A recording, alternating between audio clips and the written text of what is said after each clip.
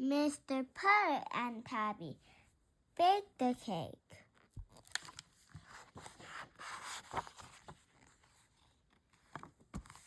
A good cake. It was winter time. Mr. Potter and his fine cat Tabby sat at their window every night to watch the snow come down.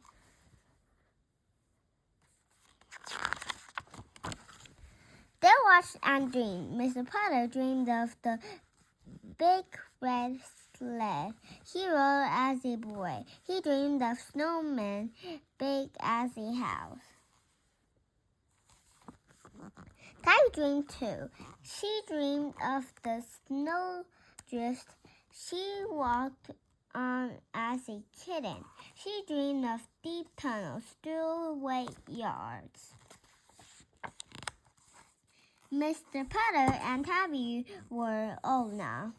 They had a lot to dream about. That is why they loved wintertime. They also loved wintertime because wintertime brought Christmas. Mr. Potter loved to give Christmas presents too. He started thinking about Christmas presents in July.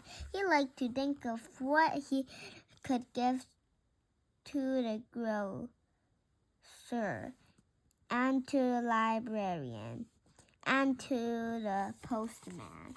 Mr. Potter also had to think of what he could give to his neighbor, Mrs. Teaberry. This was hardest of all. He usually had to think about this all the way to December.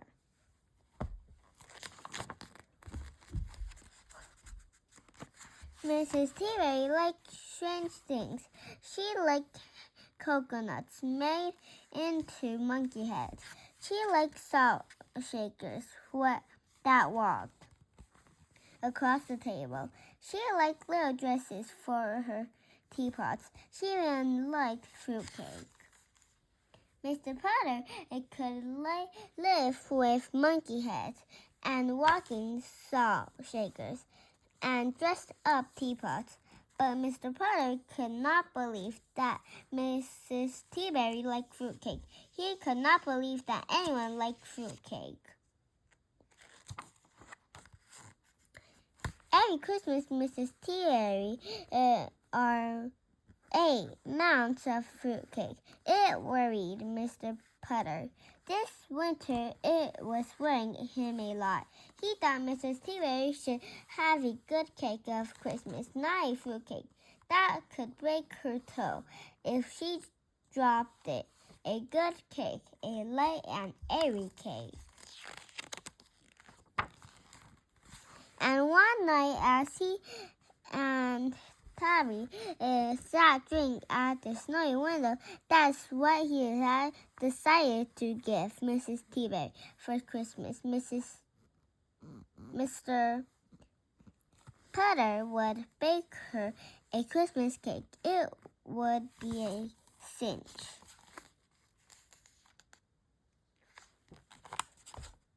No pans. The cake was not a cinch. In the first place, Mr. Potter did not know how to bake a cake. He could bake instant muffins. He could bake instant popovers, but he had never baked a cake. He didn't know how. In the second place, Mr. Potter had no pans. He had muffin pans. He had popover pans, but he had no cake pans. If he baked a cake, it would have to be in a shoe, or maybe in a flower pot, or even in a hat, but not in a cake pan because he did not have one. And in the third place, Mr. Potter had no cookbook. He had books on seaweed. He had books on clouds. He had books on Chinese trees. But he had no cookbooks. Mr. Potter thought about no cookbooks, no cake pans, and the fact that he did not bake cakes. He said to the tabby, "Maybe for Christmas, Mrs. Teaberry would like a nice cup of tea and a card." Mary Sue. 1 week before Christmas, Mr. Potter and Tabby took a trip to the sweet shop. It was owned by a woman, famous for her cakes. She baked cakes with names like strawberry, watermelon, pumpkin, apple, brownie, surprise. Her name was Mary Sue, and if anyone could teach Mr. Potter to bake a cake, it would be she. Mr. Potter told her his story.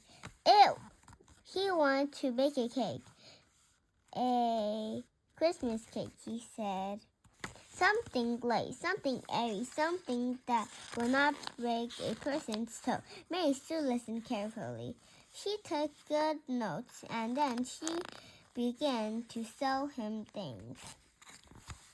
She sold Mr. Potter 7 bowls. She sold Mr. Potter 3 sifters.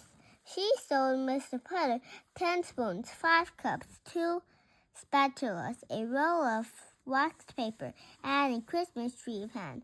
Then she sold him an Easy Baker cookbook and sent him out the door.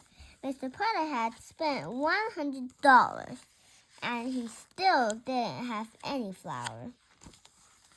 Something airy. On Christmas Eve, Mr. Potter had everything he needed. He had flour, sugar, eggs. He had spoons, bowls, sifters. He had a cookbook.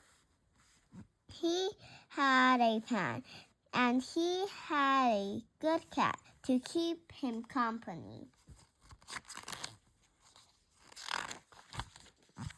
Mr. Potter baked all night long. His first cake fell flat. His second cake wouldn't leave the pan.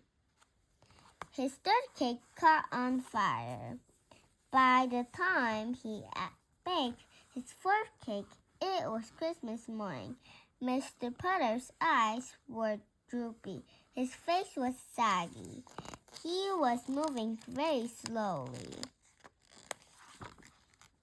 But Mr. Potter did not give up, and by 9 o'clock in the morning, he had made the most beautiful Christmas cake in the whole world. It was light, it was airy, it would not break a person's toe. He woke up Tabby, and together they took the cake to Mrs. Teaberry. Mrs. Teaberry was delighted. She was thrilled. She was patient, because as soon as Mr. Potter sat down in her chair, he fell asleep. And she had to wait 12 hours before she could cut her cake. She wouldn't have any without Mr. Potter, and that is how long he slept. But when he finally woke up, Mrs. Teaberry was there with Tabby and her own dog, Seeky. And they ate cake and drank tea and watched the snow fall all night long. And Mr. Potter and Tabby went home with a very nice toaster that sang America, America the Beautiful when the bread popped up.